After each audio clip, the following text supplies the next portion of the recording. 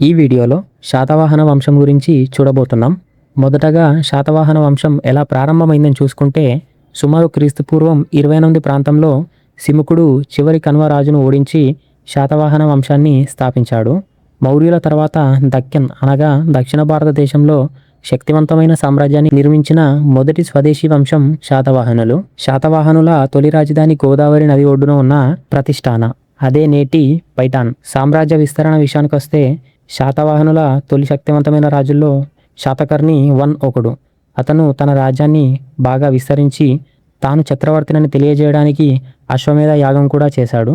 శాతవాహన వంశంలోని గొప్ప రాజు గౌతమిపుత్ర శాతకర్ణి. అతను పశ్చిమ క్షత్రపుల రాజు నహపాముడిని ఓడించి శాతవాహనుల శక్తిని మళ్ళీ బలపరిచాడు.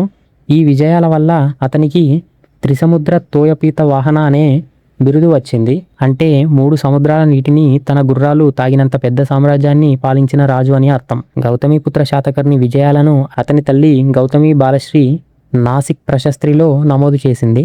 పరిపాలన, వాణిజ్యం మరియు సంస్కృతి. శాతవాహనులు ప్రాకృత భాషను పరిపాలన భాషగా అలాగే శాసనాల భాషగా ఉపయోగించారు. హాలుడు అనే శాతవాహన రాజు గత సప్తశతి అనే ప్రసిద్ధ ప్రాకృత సాహిత్య గ్రంథాన్ని సంకలనం చేశాడు. శాతవాహనులు రోమన్ సామ్రాజ్యంతో సముద్ర మార్గంలో భారీ వాణిజ్యం చేశారు. వారు సుగంధ ద్రవ్యాలు, వస్త్రాలు, పూసలు, విలువైన రత్నాలు వంటి వస్తువులని పశ్చిమ తీరంలోని నౌకాశ్రయాల ద్వారా ఎగుమతి చేసేవారు. మరో ముఖ్యమైన రాజు వాలిష్ఠీపుత్ర పులుమావి. అతని పాలనలో అమరావతి స్తూపం బౌద్ధ మతానికి అలాగే బౌద్ధ కళ, శిల్పకళలకు ముఖ్య కేంద్రంగా అభివృద్ధి చెందింది. చివరగా శాతవాహనుల యొక్క వంశ పతనం విషయానికి వస్తే తర్వాత వచ్చిన శాతవాహన రాజులు అంత బలంగా లేకపోవడంతో అంతర్గత కలహాలు అలాగే పక్క రాజులతో జరిగిన వరుస యుద్ధాల వల్ల శాతవాహన సామ్రాజ్యం క్రమంగా బలహీనపడింది.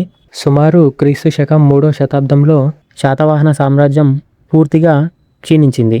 ఆ తర్వాత వారి ప్రాంతాలను ఇక్ష్వాకులు, అబీరులు, పశ్చిమ క్షత్రువుల వంటి కొత్త వంశాలు తమ ఆధీనంలోకి తీసుకున్నాయి.